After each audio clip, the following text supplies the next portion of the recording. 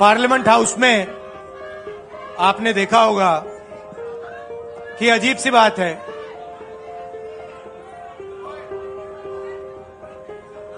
BJP की जो पूरी मूवमेंट थी राम मंदिर की, अयोध्या की मूवमेंट थी। सही बात। शुरुआत अडवाणी जी ने की थी, रथ यात्रा हुई थी, उसमें आपने अडवाणी जी को रथ पे देखा था। कहा जाता है कि नरेंद्र मोदी जी ने उस यात्रा में अडवाणी जी की मदद की थी। इनकी शुरुआत वहां हुई, राइट? ठीक है। रथ यात्रा चली और पार्लियामेंट में मैं सोच रहा था कि उन्होंने राम मंदिर का इनॉग्रेशन किया और राम मंदिर के इनॉग्रेशन में अदानी जी दिख गए, अंबानी जी दिख गए, मगर गरीब व्यक्ति वहां कोई नहीं दिखा। आपने देखा होगा, टीवी पे देखा आपने। अब उसका नतीजा बताता हूं। पार्लियामेंट में मैं यहां बैठता हूं, यहां पे अयोध्या के एमपी बैठते हैं। देखा आपने उनका चेहरा, इंडिया गठबंधन के हैं, है ना? मैंने उनसे पूछा कि भैया आप मुझे एक बात समझाओ, ये बीजेपी ने अपनी पूरी पॉलिटिक्स अयोध्या की पॉलिटिक्स थी। चुनाव के पहले इन्होंने राम मंदिर का इनॉग्रेशन किया, राम भगवान को पॉलिटिसाइज करने की कोशिश की, मीडिया में फैला दिया। मैंने उनसे पूछा भैया एक बात बताओ, ये हुआ क्या कि उन्होंने राम मंदिर का इनॉग्रेशन किया और इंडिया गठबंधन अयोध्या में चुनाव जीत गया? ये हुआ क्या? और मुझे जवाब उन्होंने दिया, मैं ये जवाब आपको देना चाहता हूं। उन्होंने कहा राहुल जी, मुझे पता लग गया था, तकरीबन 6 महीने पहले मुझे पता लग गया था कि मैं अयोध्या से लड़ूंगा, और जिस दिन मुझे पता लगा उस दिन मुझे यह भी मालूम था कि मैं सिर्फ लड़ूंगा नहीं, इंडिया गठबंधन अयोध्या से जीतने जा रहा है। मैंने कहा कि आपको कैसे मालूम? पूरी देश में, मीडिया में, सब जगह राम मंदिर का इनॉग्रेशन हुआ, तो आपको कैसे मालूम? उन्होंने कहा कि राहुल जी, जब मैं अयोध्या में लोगों से बात करता था तो मुझे अयोध्या के लोग सिर्फ 2-3 चीजें कहते थे। पहली बात कहते थे कि अयोध्या में मंदिर बनाने के लिए, क्लीन अप करने के लिए बहुत सारे लोगों से जमीन ली गई, बहुत सारे लोगों की दुकानें, घर तोड़े गए, और आज तक जिन लोगों के घर छीने गए, तोड़े गए, दुकानें तोड़ी गई, आज तक उनको नरेंद्र मोदी जी ने कॉम्पनसेशन नहीं दी। पहली बात। जहां भी वो जाता था लोग उनसे कहते थे हमारी जमीन छीनी गई, सरकार ने हमें मुआवजा नहीं दिया। दूसरी बात, अयोध्या का इंटरनेशनल एयरपोर्ट बना, बड़ा एयरपोर्ट, जमीन किसकी गई? अयोध्या के किसानों की जमीन गई। आज तक उनको सही मुआवजा नहीं मिला। और तीसरी बात इन्होंने बताई मुझे, तीसरी बात, राहुल जी, अयोध्या की जनता को बहुत गुस्सा आया जब उन्होंने देखा कि राम मंदिर के इनॉग्रेशन में अयोध्या का एक भी व्यक्ति नहीं था। यह कारण थे। मगर मैं आपको यह कहानी क्यों बता रहा हूं? क्योंकि जो मूवमेंट अडवाणी जी ने चालू की थी, उस मूवमेंट को जो जिसका सेंटर अयोध्या था, उस मूवमेंट को इंडिया गठबंधन ने अयोध्या में हरा दिया है। बहुत बड़ी बात कह रहा हूं। मतलब इनका पूरा जो सेंटर था, वहां पे हमने, आप जैसे कार्यकर्ताओं ने, कांग्रेस पार्टी के कार्यकर्ताओं ने, और आप जाके पूछिए वहां पे समाजवादी पार्टी के किसी भी नेता से पूछ लीजिए और वो आपको बताएगा कि कांग्रेस पार्टी का कार्यकर्ता बब्बर शेर जैसे हमारे साथ खड़ा हो गया, 1 इंच पीछे नहीं हटा। तो अयोध्या में कांग्रेस पार्टी ने, इंडिया गठबंधन ने इनको हराया है। तो अगला स्टेप क्या है? अब इन्होंने क्या किया? अच्छा, अंदर की बात बताता हूं। अब यहां आया हूं, परिवार से बात हो रही, तो अंदर की इनसाइड ट्रैक बता देता हूं। इनसाइड ट्रैक है, उसी एमपी ने बताया, राहुल जी यहां पे 3 बार सर्वे हुआ था। नरेंद्र मोदी जी वाराणसी से नहीं लड़ना चाहते थे, नरेंद्र मोदी जी अयोध्या से लड़ना चाहते थे।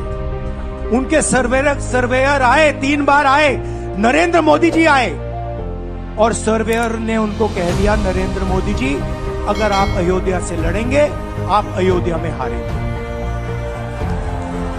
आप अयोध्या में मत लड़िए, क्योंकि अगर आप लड़ गए, आपका राजनीतिक करियर अयोध्या में खत्म हो जाएगा।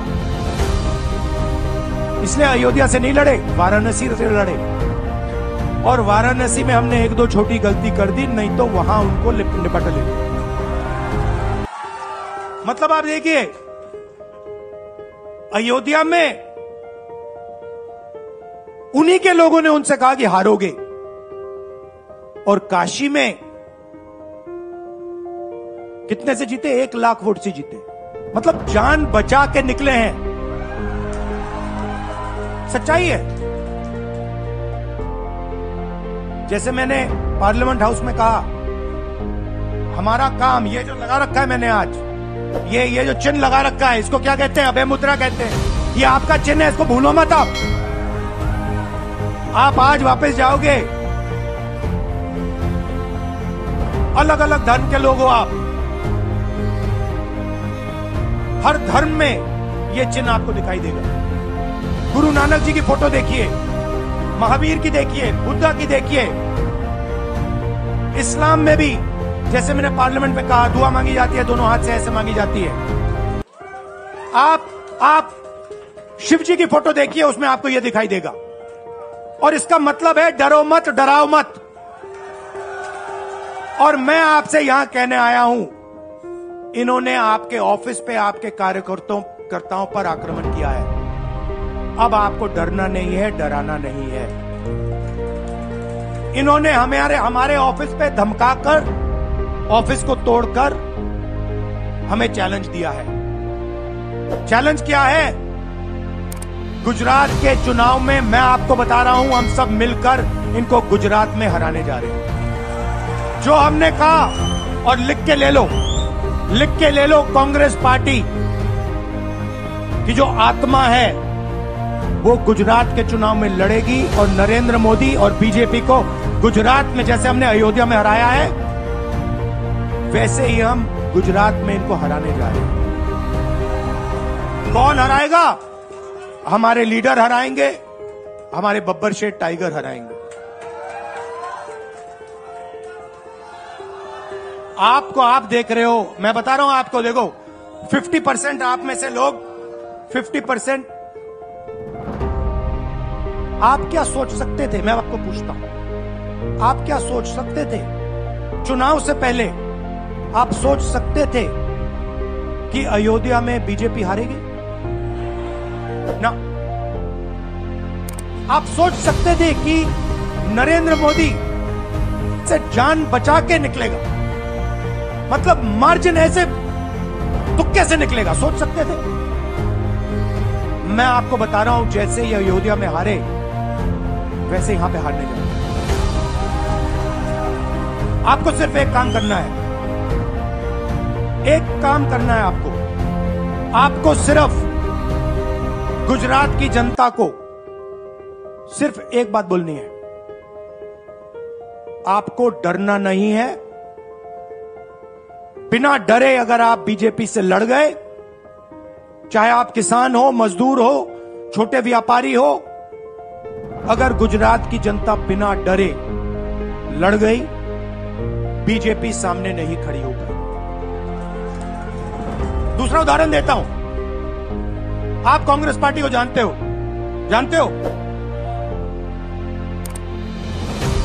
हमारी पार्टी में कोई डरता है? कैसे मालूम?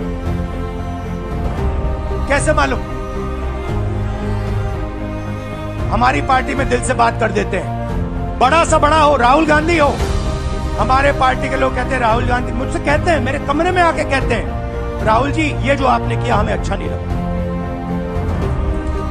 कहते हैं, मैं बता रहा हूं आपको, और मैं कहता हूं आपने सही बोला, इस बार मैंने ऐसे नहीं करना था, जो आप बोल रहे हो वैसे करना था। हम डरते नहीं है, ना हमारे कार्यकर्ता हमें बोलने से डरते हैं, ना हम अपनी कार्यकर्ता की बात सुनने से डरते हैं, ना हमारा कार्यकर्ता हमसे डरता है। अब देखिए, मैं आपको रियलिटी बता रहा हूं।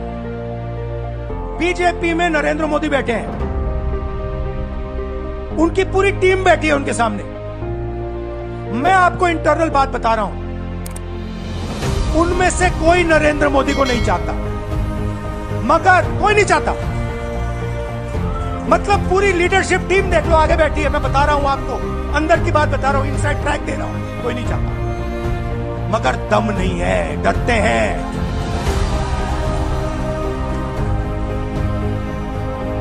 अगर नरेंद्र मोदी जैसा लीडर कांग्रेस पार्टी में होता, पूरी कांग्रेस पार्टी खड़े हो जाती, कहती है नहीं हम डरते नहीं है, हटो यहां से। मगर उनकी पार्टी में दम ही नहीं है, उनके कार्यकर्ताओं में दम नहीं है। आप देखो ना, एक आदमी खड़ा है वहां पे, सबकी हवा निकल गई, मतलब कार्यकर्ताओं की हवा निकल गई, आरएसएस की हवा निकल गई, सारे लीडर्स की हवा निकल गई। सच बोल रहा हूं ना। और हमारे मतलब छोटा कार्यकर्ता होता है, टाइगर होता है, आता है कांग्रेस प्रेसिडेंट के सामने, आता है राहुल गांधी के सामने, आता है, कहता है भैया मेरे दिल में ये बात, आपको ना लगे मैं तो बोल रहा हूं। तो ये है कांग्रेस पार्टी। अंग्रेजों के साथ ये खड़े हो गए थे सारे के सारे आरएसएस वाले। हम लड़े थे, हमने कहा, देश से हमने कहा था डरो मत, डराओ मत, हमने कहा था। बीजेपी के लोगों ने हाथ जोड़ के कहा था भैया डर गए हम, जो करना है कर लो। तो आप अपनी हिस्ट्री समझो, जो डर की भावना होती है ना, वो आप में नहीं है, उनमें है। और इसी के कारण मैं आपको बता रहा हूं, कांग्रेस पार्टी गुजरात में जीतेगी और गुजरात से ही नई कांग्रेस पार्टी बनेगी। क्योंकि कांग्रेस पार्टी, मैं गहरी बात बोल रहा हूं, मैं ऐसी आलतू फालतू बात नहीं करता हूं। देखिए, कांग्रेस पार्टी बनी कहां थी? मतलब हमारे जो सबसे बड़े नेता थे, जिन्होंने रास्ता दिखाया था, आप क्या सोचते हो, जब यहां अंग्रेज राज करते थे क्या डर नहीं था? गुजरात के व्यक्ति ने कहा था, महात्मा गांधी ने देश को कहा कि देखो डरो मत, डराओ मत। और आग गुजरात से शुरू हुई थी। और आज अगर कांग्रेस पार्टी है तो वो पार्टी, वो भावना, वो सोच गुजरात से शुरू हुई थी। इसीलिए जब इन्होंने हमारा ऑफिस तोड़ा, मैंने सोचा भैया मौका मिल गया। अब हम इनको सबक सिखाएंगे। जैसे इन्होंने हमारा ऑफिस तोड़ा, वैसे ही हम उनकी सरकार को तोड़ने जा रहे हैं। अच्छा, अब मैंने गरोमत की बात करी, मगर एक शिकायत भी है। एक शिकायत भी है। यह भी नहीं है कि कांग्रेस पार्टी गुजरात में कमियां नहीं है, ये कहना पड़ेगा, कहना पड़ेगा। कमी क्या है? एक कार्यकर्ता ने मुझे बहुत अच्छी तरह बताया, कांग्रेस पार्टी के कार्यकर्ता ने, राहुल जी, कहता है मुझे, राहुल जी, ये कांग्रेस पार्टी में एक मुश्किल है। दो तरीके के घोड़े होते हैं, एक रेस का घोड़ा होता है, दूसरा शादी का घोड़ा होता है। ये आप कभी कभी कांग्रेस पार्टी क्या करती है, रेस के घोड़े को शादी में भेज देती है और शादी के घोड़े को रेस में लगा देती है। तो उसने कहा ये आप बंद करा दीजिए, रेस के घोड़े को आप रेस दौड़ाइए और शादी के घोड़े को आप शादी में भेजिए। तो ये हमें गुजरात में करना है। जो रेस का घोड़ा है, जो तैयार है, दौड़ने के लिए तैयार है, उसको रेस में लगाना चाहिए। और जो हमारे शादी के घोड़े हैं, जो हैं, वो हैं, उनको हमें शादी में, बारात में नचा देना चाहिए। तो अब मेरा कहना है कि यह काम सीरियसली करना है। हम पिछले चुनाव में,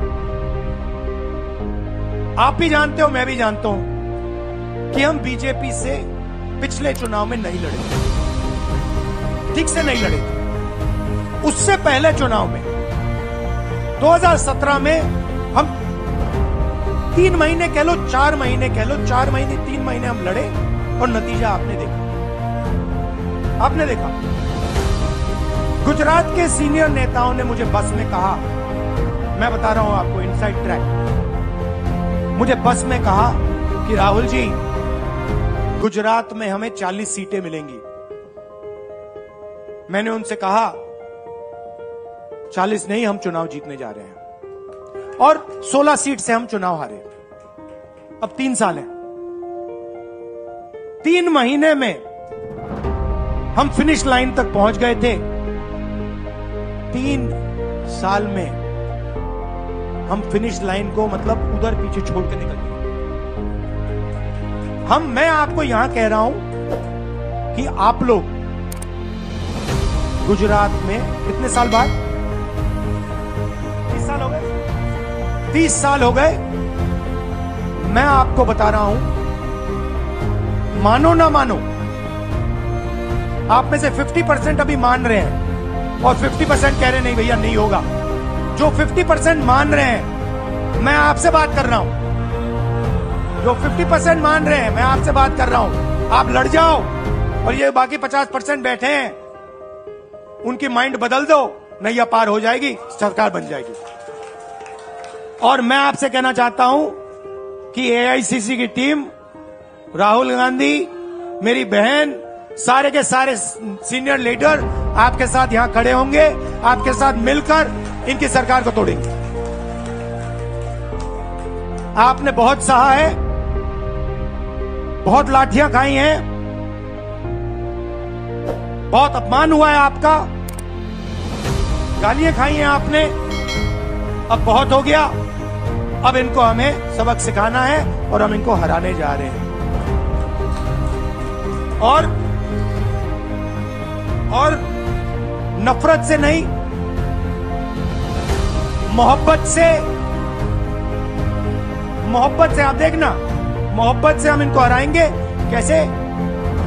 क्योंकि नरेंद्र मोदी जी का जो विजन था, वो गुब्बारा जो था वो फट गया है, फटाक से वो फट गया है। आप सोचिए, पार्लियामेंट हाउस में नरेंद्र मोदी वहां बैठे, मैं यहां, और मैंने प्रधानमंत्री जी से उनके सामने कहा